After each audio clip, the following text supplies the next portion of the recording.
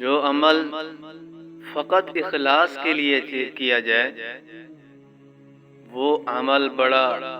وزنی ہوتا ہے، بڑا قیمتی عمل ہوتا ہے۔ جو صرف اللہ کی رضا کے لیے کیا جائے اس کی بڑی قیمت ہوتی ہے، عمل چاہے چھوٹا ہو، اس میں اخلاص ہو، اللہ کی رضا ہو، وہ عمل بہت بڑا قیمتی بن جاتا ہے۔ جیسا کہ ہیرے کو دیکھو، ہیرا نظر تو چھوٹا آتا ہے، لگتا تو ایسا ہے کہ یہ چھوٹا ہے، لیکن اس کی قیمت لاکھوں روپے میں لگتی ہے۔ تو جو عمل اخلاص سے کیا جائے اس کی قیمت بھی زیادہ ہوتی ہے، بڑی قیمت ہوتی ہے اللہ کے ہاں۔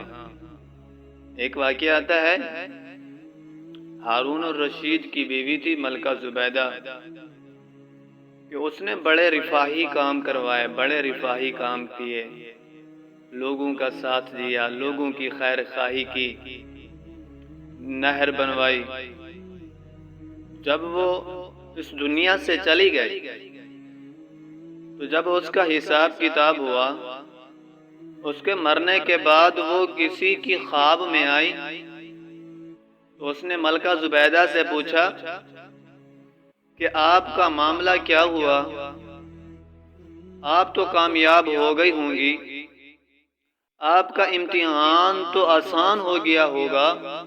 کیونکہ آپ نے نہر بنوائی تھی، نہر زبیدہ بنوائی تھی، جس سے انسان بھی فائدہ حاصل کرتے تھے، جس سے جانور بھی فائدہ حاصل کرتے تھے، جس سے چرند پرند بھی فائدہ حاصل کرتے ہیں، تو آپ کا امتحان تو آسان ہو گیا ہوگا۔ ملکہ زبیدہ نے کہا، ہاں وہ نہر کا بھی حساب ہوا تھا، نہر کا حساب بھی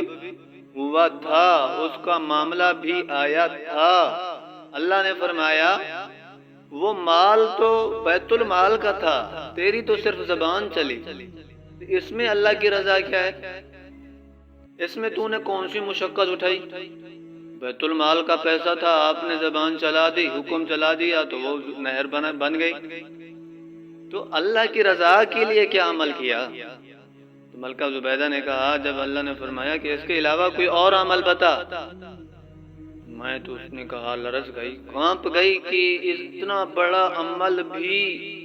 کام نہیں آ رہا، اس کے علاوہ کون سا عمل بتاؤں؟ تو اللہ نے فرمایا، ہاں آپ کا ایک عمل ہے ہمارے پاس جو تو نے اخلاص کے ساتھ کیا، صرف اللہ کی رضا کے لیے کیا ہے۔ وہ عمل یہ ہے، آپ کو ایک دفعہ بھوک لگی ہوئی تھی، کھانا کھا رہی تھی، تو کھانا جب آپ نے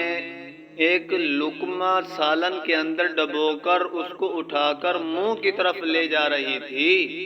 تو اسی وقت مؤذن نے اذان دی، آپ کے کانوں میں اللہ اکبر کی آواز پڑی، تو نے وہ لقمہ منہ کے ڈالنے کے بجائے اس لقمے کو نیچے رکھ کر یہ محسوس کیا کہ میرے سر سے شاید دوپٹہ ہٹا ہوا نہ ہو، کہ میں اپنے دوپٹے کو ٹھیک کر لوں، اللہ کے نام آ رہا ہے، اللہ کے نام کی آواز میرے کانوں تک آ رہی ہے، اذان آ رہی ہے، تو یہ لقمہ جو تو نے رکھا میرے نام کی ادب کی وجہ سے، کہ تو نے لقمہ منہ کے ڈالنے کے بجائے نیچے رکھ دیا، یہ جو تو نے چھوٹا سا عمل کیا ہے یہ صرف میری رضا کے لیے تھا، اس میں اخلاص تھی، اس کی وجہ سے آپ کی بخشش کر رہے ہیں۔ تو اسی طرح ایک بزرگ فرماتے ہیں کہ جب اس کا حساب کتاب ہونے لگا، اللہ نے پوچھا، جی آپ کے اب کیا اعمال ہیں، آپ کے پاس کیا ہے؟ اس نے کہا، عالم ہوں، لوگوں کو واعظ کرتا رہا، عابد تھا، عبادت کرتا تھا، مجاہد تھا، جہاد کرتا تھا، مال دولت تھی، میں اس کی سخاوت کرتا رہا، لوگوں پر اس کو خرچ کرتا رہا، روزے رکھتا تھا۔ تو اللہ تعالیٰ نے فرمایا، ہاں عالم تھا، واعظ کرتا تھا، اس لیے تجھے لوگ عالم کہیں، سخی تھا، مال خرچہ تھا، خرچ کرتا تھا، اس لیے کہ لوگ تجھے سخی کہیں؟ مجاہد تھا، جہاد کرتا تھا، اس لیے کہ لوگ تجھے بڑا بہادر کہیں؟ روزے رکھتا تھا کہ لوگ تجھے روزہ دار کہیں؟ نفلی نمازیں پڑھتا تھا، لوگ تجھے نمازی کہیں، عابد کہیں؟ کوئی اور عمل بتا جو اللہ کی رضا کے لیے تو نے کیا ہو، جس کے اندر صرف اللہ کی اخلاص ہو، مخلص ہو کر تو نے جو عمل کیا ہو وہ عمل بتا۔ تو وہ پریشان ہو گئے، اب کون سا عمل بتاؤں کہ یہ تو جو میں نے عمل کیے ہیں سارے عمل بتا دیے تو یہ تو کسی کام نہیں آ رہے۔ تو اللہ تعالیٰ نے فرمایا ہاں، تیرا ایک اور عمل ہے جو تو نے صرف اللہ کی رضا کے لیے کیا ہے، جس کے اندر صرف تیری اخلاص تھی، وہ یہ کہ تو ایک دفعہ قلم کے ساتھ کوئی چیز لکھ رہا تھا، تو نے جب قلم کو دوات کے اندر ڈبویا، ڈبونے کے بعد قلم کو نکالا تو ایک مکھی آ کر تیری قلم پر بیٹھ گئی، تو نے اس قلم کو وہاں روک لیا، یہ سوچ کر کہ مکھی شاید پیاسی ہوگی کہ میری قلم سے یہ دوات، یہ سیاہی چوس لے، اس کی پیاس بجھ جائے گی، اسی غرض سے تو نے قلم کو روک لیا تھا۔ جب مکھی نے اپنی پیاس بجھا لی، بجھانے کے بعد جب اڑی گئی، پھر تو نے لکھنا شروع کیا۔ یہ جو مکھی کو سیاہی پلانے کا، اس کی پیاس بجھانے کا جو عمل کیا، اس کے اندر تجھے تھوڑی مشقت اٹھانی پڑی، قلم کو روک کر رکھنا پڑا، اپنا لکھنا چھوڑنا پڑا،